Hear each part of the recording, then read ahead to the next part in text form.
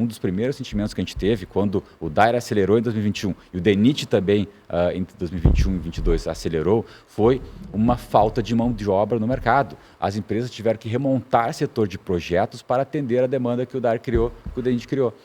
Isso já vinha desses anos até 2024. Com a calamidade de 2024, isso aumentou exponencialmente. Então, hoje, nós temos, o Rio Grande do Sul um canteiro de projetos. A demanda por sondagens, por material técnico, por equipamento, por especialistas é enorme. Há até uma competição aí entre os projetos executados para o DAIR e para o DENIT, porque o mercado não estava preparado para atender essa demanda. E também, entrando nesse contexto, com relação às obras em execução, né, o DAIR, depois de um primeiro momento, onde foi possível, através dos contratos de conservação já existentes, desbloquear as rodovias, dar tráfego, passamos para a segunda etapa, que é a reconstrução do Rio Grande do Sul. E essa reconstrução ela tem sido conduzida de maneira a tornar as nossas estradas melhores do que elas eram, por uma característica de resiliência. Esse é um termo muito vigente hoje para nós. Eu quero abordar ponto específico também da questão da estrada, Luciano, mas eu quero entender esse gargalo aí da falta de mão de obra que vocês estão nos destacando aqui. Tanto o DENIT quanto o DAIR percebem que isso, de fato, atrapalha o avanço das obras no Rio Grande do Sul, falta de mão de obra com relação a projetos, a empresas. Isso é Rio Grande do Sul, é país? Isso é no Brasil, vocês não encontram? Ou tem que ser do Rio Grande do Sul? Ou até que ponto isso está afetando mesmo o andamento das obras?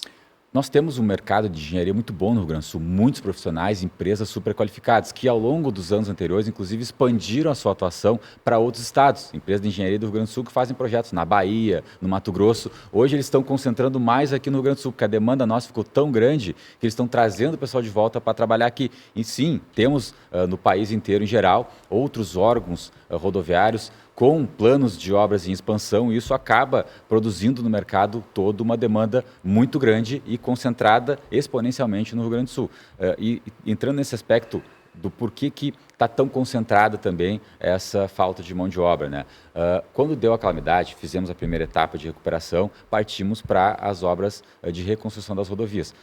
A população ela quer resposta rápida, e para isso o Estado precisa de resposta rápida. Tanto o DAIR quanto o DENIT puderam utilizar dispositivos muito importantes, legislativos inclusive, lá em maio ainda, por meio da Procuradoria-Geral do Estado, aqui foi solicitada pelo governo federal uma medida provisória, a número 1221, que ela flexibilizou o critério de contratação. Depois, no dia 20 de setembro de 2024, foi votada a Lei 14.981, que é uma lei muito importante, porque ela flexibiliza critérios da Lei de Licitações, a 14.133, para que, em situações de calamidade, os órgãos possam fazer contratações mais sérias e também por meio de preços parametrizados, anteprojetos simplificados. E isso foi fundamental. Com essa alteração legislativa, o DAIR conseguiu, a partir do momento que nós desbloqueamos as rodovias, fazer os anteprojetos simplificados, baseado na 14.981, que é uma lei específica para a situação de calamidade, e aí fizemos as contratações.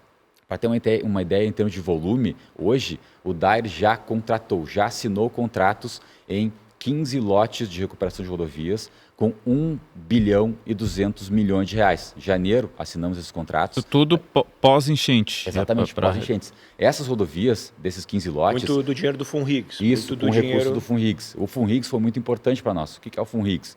É um fundo que foi criado a partir da suspensão do pagamento da dívida do Estado com a União. É um recurso que é do Estado, que, por meio dessa negociação do Estado com a União, foi suspenso o pagamento da dívida com um acordo de que todo o recurso do não pagamento da dívida, que é um recurso do Estado, frise-se bem, fique aqui no Estado até 2027 para ser investido em obras de resiliência, em ações para enfrentamento da calamidade. E só, né, Léo? 2027. Então nós temos prazo.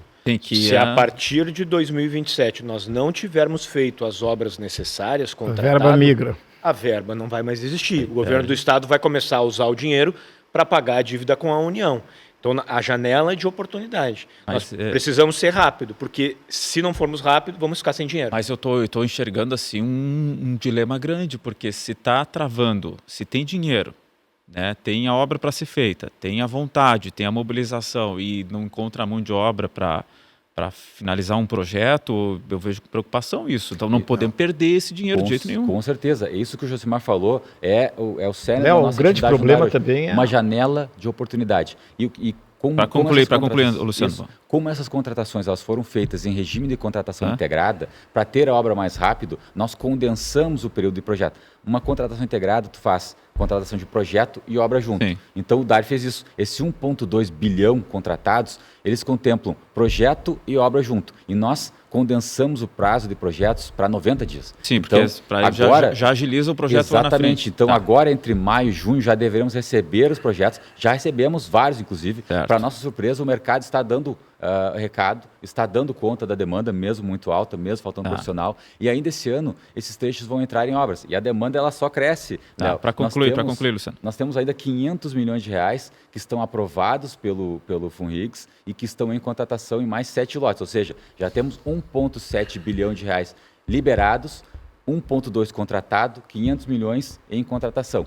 Estamos com outros lotes em andamento que vai passar seguramente de 2 bilhões de reais a executar do DAER. Em termos de cronograma, Léo, nós estabelecemos, até por causa desse prazo aí que o Josimar comentou, todas essas obras elas tiveram um cronograma condensado, projeto em 90 dias, conclusão da obra em 2026. Para não ter risco de perder o dinheiro. O grande problema, nós voltamos à estaca que nós estávamos conversando antes, é a burocracia. Sim. É muita burocracia. É óbvio que temos que ter controle sobre os gastos públicos, é óbvio.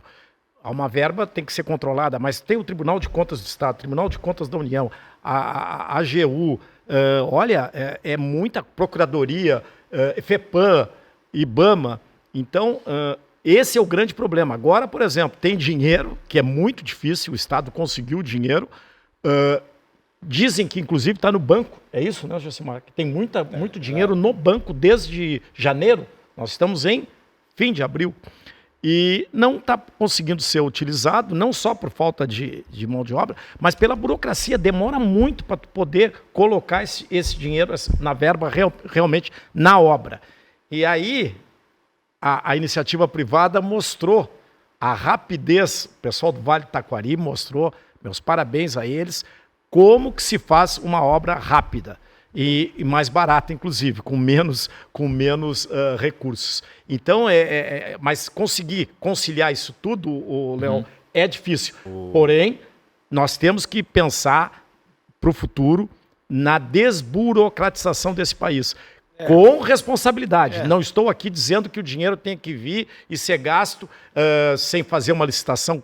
A modelagem, como se diz, tem que ser bem feita. Mas, pelo amor de Deus, não pode ter um entrave, como disse o Josimar há pouco. Daí um pouquinho, a verba em 2027 vai cair para pagar a dívida do Estado do Rio Grande do Sul, que é injusta. Só que, infelizmente, né, Baqueri, a gente já viu aqui no Brasil, se tu não tem uma burocracia, se você não tem um rito... Tem roubo.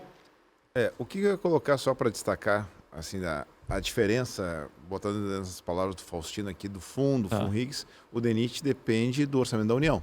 Certo. Nós não acessamos aos fundos, né? Até pode acessar se houver entendimento do governo do Estado.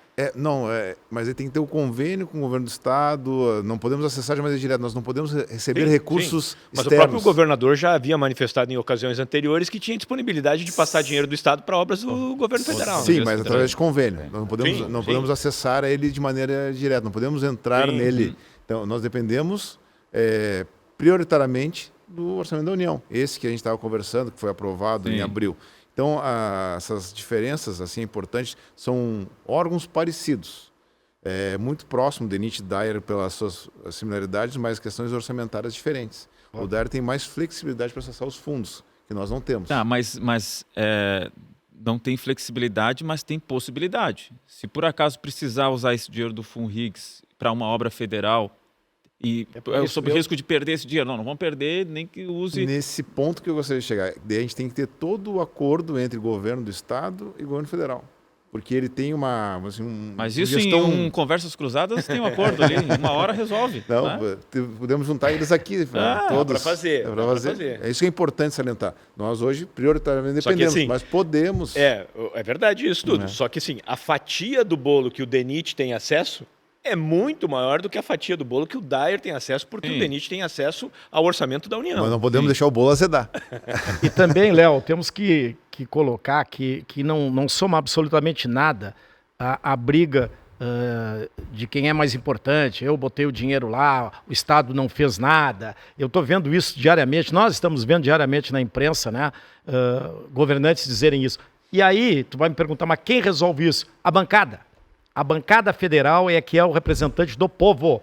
Eles é que têm que apontar que essa briga não resolve absolutamente nada. O que nós queremos é reconstruir o Estado do Rio Grande do Sul. Para reconstruir o Estado do Rio Grande do Sul, existe verba. Temos que acabar com a burocracia, como estávamos falando aqui, com as belezas individuais, quando um governo quer dizer que já fez e o outro não. E se alguma coisa não foi feita, foi por culpa do governo. Mas, Paquieri, essas belezas individuais não estão dentro da própria bancada gaúcha, que daqui a pouco está muito dividida na polarização. A política e não brasileira está. Infelizmente, enfim, esse é o pior momento da política brasileira. Mas é o momento de agora deixar isso de lado. De união. E como é que faz para sentar lá o PL e o PT e o seguinte, ó, agora interessa o Rio Grande do Sul, vamos parar de brigar de ideologia. E quanto mais se aproxima as eleições, Léo, piora. Vai ficar. Mas piora.